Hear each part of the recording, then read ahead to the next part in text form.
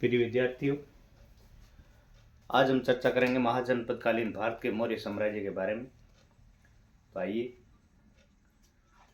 महाजनपदकालीन मौर्य साम्राज्य की चर्चा करते हैं।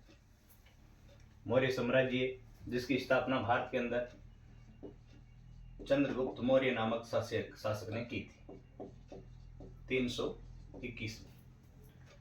इनके गुरु माने जाते हैं चाणक्य, कौटिल्य, जिन्होंने अर्थशास्त्र की रचना की थी। सबसे पहले तो हमें यह पता होना चाहिए कि मौर्य साम्राज्य की जानकारी के लिए हमें किन स्रोतों का सहारा लेना होगा। मौर्य साम्राज्य की जानकारी प्राप्त करने वाले प्रमुख स्रोत पुरातात्विक साक्ष्यों में विशेष रूप से मूर्तिकला।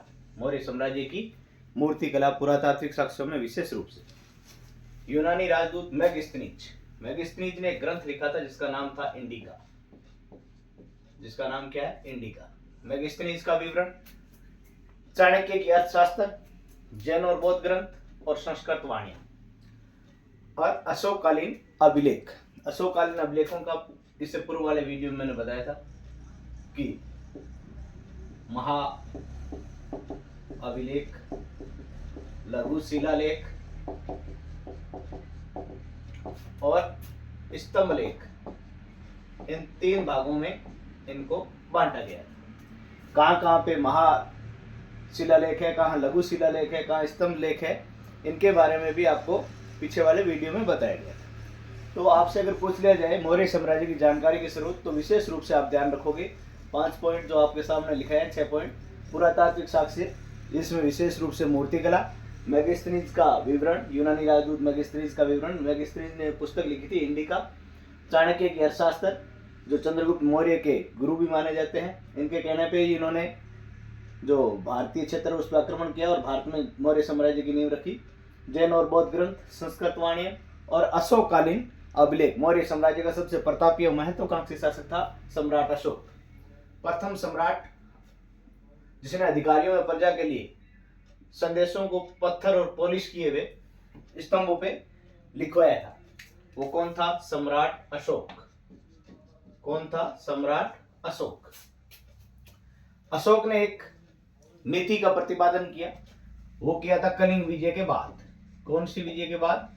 कलिंग विजय के बाद। कलिंग वर्तमान के अंदर उड़ीसा में है। वर्तमान के उड़ीसा को पहले कलिंग के नाम से जाना जाता था। कलिंग विजय के बाद अशोक ने धम्म नीति अपनाई। वास्तव में धम्म क्या है? सामाजिक व्यवहार गतिविधियों के मानदंडों से जुड़ा एक ऐसा सार्वभौम, यानी सभी के लिए बनाया गया एक ऐसा धर्म जो मानवीय भावनाओं से ओतप्रोत, संकीर्णता और सांप्रदायिकता से मुक्त, व्यवहारिक फल मूलक और अत्यधिक मानवीय था। उसे कहा गया धम्म।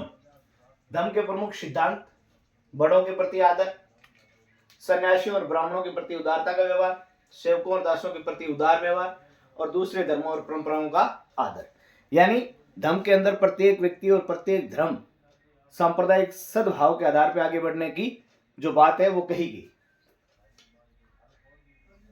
मौर्य साम्राज्य के प्रमुख राजनीतिक या प्रशासनिक केंद्र, मौर्य साम्राज्य के मुख्य रूप से 5 प्रशासनिक केंद्र थे। कितने थे? 5। पाटलिपुत्र, जिसका वर्तमान नाम पटना। इससे पहले मैंने जब आपको महाजनपद बताए थे उस समय ये बताया था कि ये वर्तमान में कहाँ स्थित है? तक्षशिला, उज्जैनी, तौसिली और श्रवणगी। अब आगे के वीडियो से पहले आपके लिए ये प्रश्न है कि ये 5 वर्तमान में कहाँ स्थित है। फर्स्ट वीडियो के अंदर मैंने बताया था, वहां से आप याद करके और वापस बताएंगे ये कहाँ स्थित है। मेगिस्थनीज के अनुसार, मेगिस्थनीज कौन था? यूनानी राजदूत जो चंद्रगुप्त मौर्य के दरबार में आया था और यहाँ पे आके और दरबारी कवि के रूप में इसने कार्य किया था। मेगिस्थनीज के अनुसार मौर्य साम्राज्य की सैनिक गतिविधियां, इसमें एक समिति और 6 उप समितियों में इसे बांटा गया। मुख्य उप समिति का कार्य क्या था? उपकरणों को ढोने के लिए बैलगाड़ियों की व्यवस्था करना, पहला काम। दूसरा काम सैनिकों के भोजन और जानवरों के चारे की व्यवस्था करना। तीसरा काम सैनिकों की देखभाल के लिए सेवक और शिल्पकारों की नियुक्ति करना। ये उप समिति का काम था। 6 समितियां थी, उनमें पहली नौ संचालन, दूसरी यातायात व खान पान का संचालन करने वाली, तीसरी पैदल सैनिकों का संचालन, चौथी अश्वारोही यानी घुड़सवार सेना, पांचवी रथारोही, घोड़ों के रथों की जो सेना थी वो, और छठी हाथियों का संचालन करने वाली सेना। आज के लिए इतना ही। आज हमने पढ़ा मौर्य साम्राज्य की जानकारी प्रदान करवाने वाले प्रमुख स्रोत, मौर्य साम्राज्य के प्रमुख राजनीतिक केंद्र और मौर्य साम्राज्य की सैनिक गतिविधियों के बारे में। प्यारे साथियों, आगे और विस्तृत विवरण में पढ़ेंगे। धन्यवाद। जय हिंद।